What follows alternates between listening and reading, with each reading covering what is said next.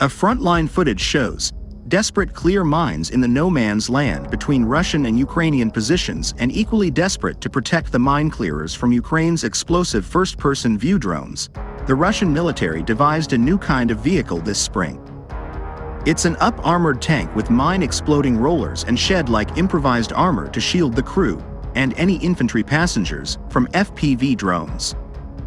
Ukrainian troops derisively call the up-armored tanks turtle tanks and refer to the hastily applied sheet metal and grills as barbecue armor.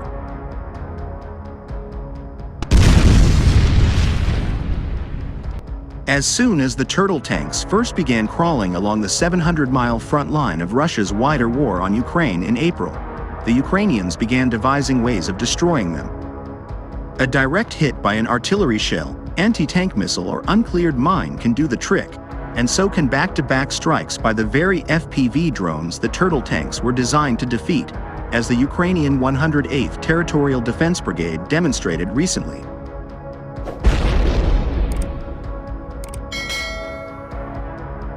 On or before Saturday, the brigade's SkyForce drone group spotted a T-62 turtle tank along the front line in southern Ukraine and aimed at least 2 of their bird-sized FPVs at it. The Russian occupiers firmly believe that if a protective structure of the barbecue type is welded on top of the tank, it will provide guaranteed protection against drones, the 108th Territorial Defense Brigade explained on social media. However, operators of the SkyForce group prove that this is not the case at all.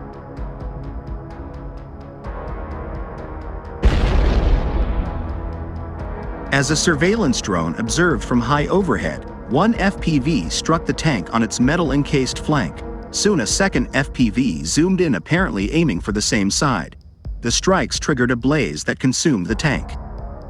Double defeat is how the 108th Territorial Defense Brigade described the back-to-back strike tactic, and the method makes sense. Many of the best anti-tank missiles have tandem warheads with 2 explosive charges. The first charge punches a hole in a tank's armor, while the second charge explodes inside the tank in order to inflict maximum damage.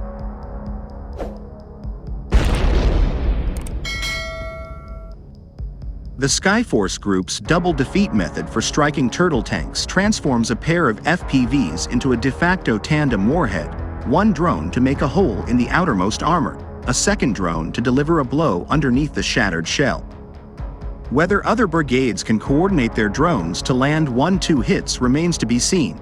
It's also unclear whether all turtle tanks are equally vulnerable to tandem strikes.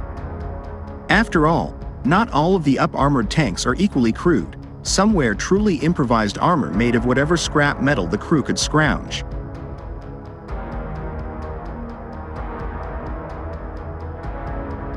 Others have add-on armor that's obviously carefully designed and installed and may offer much better protection. But now, Russian forces lost 2,520 fighters, more than 200 vehicles, and over 100 artillery systems in 48 hours, according to figures published by Ukraine's military, as Moscow sustains the pressure on Ukraine's defenses in the north and the east at a heavy cost.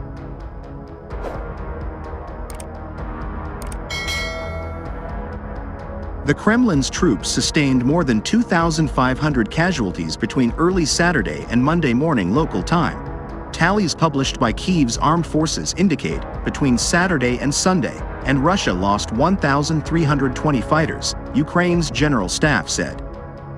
Since Saturday, Moscow has lost 15 tanks, 47 armored personnel vehicles, and 162 other vehicles and fuel tanks. Kyiv's military also said Russia had lost 108 artillery systems in the same period.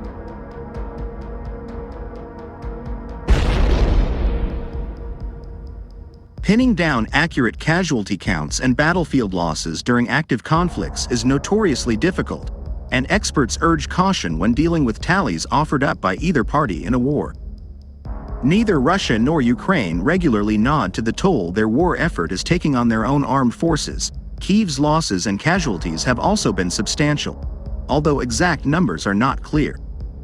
Russia has made slow but steady gains, particularly in the heart of the fighting in eastern Ukraine, in recent months, but at a huge cost to its personnel.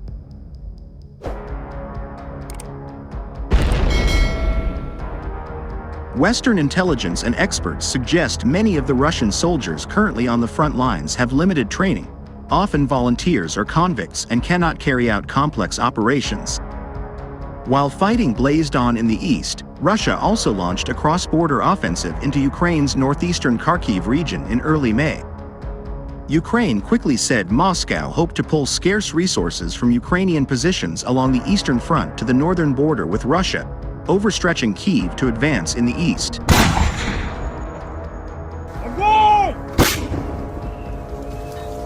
By the end of the month, the UK government said Russia's total casualties had likely reached 500,000 and may mark the highest average daily Russian casualty count of the more than 2 years of war.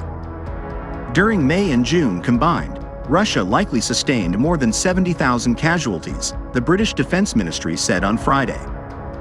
Russia's casualty rate will likely continue to average above 1,000 a day over the next 2 months as Russia continues to try to overmatch Ukrainian positions with mass, the British government evaluated.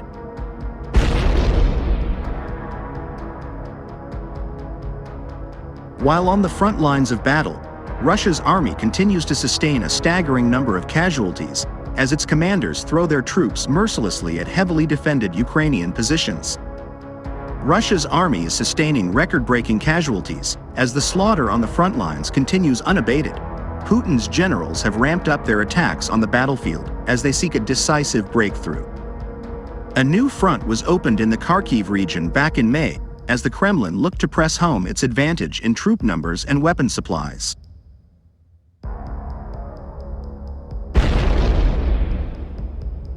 After initial gains, Ukraine's forces hit back and stopped the Russian advance in its tracks. Fighting has continued all along the 620-mile front line from north to south and east to west as both sides gain and lose territory in a seemingly endless to and fro. In its latest battlefield report, analysts from the Institute for the Study of War confirmed that Ukrainian forces recently regained lost positions near Kupiansk and Svatov, while Putin's army advanced near Kreminna, Turetska, and Avdiivka. Russia's army continues to sustain a staggering number of casualties as its commanders throw their troops at heavily defended Ukrainian positions.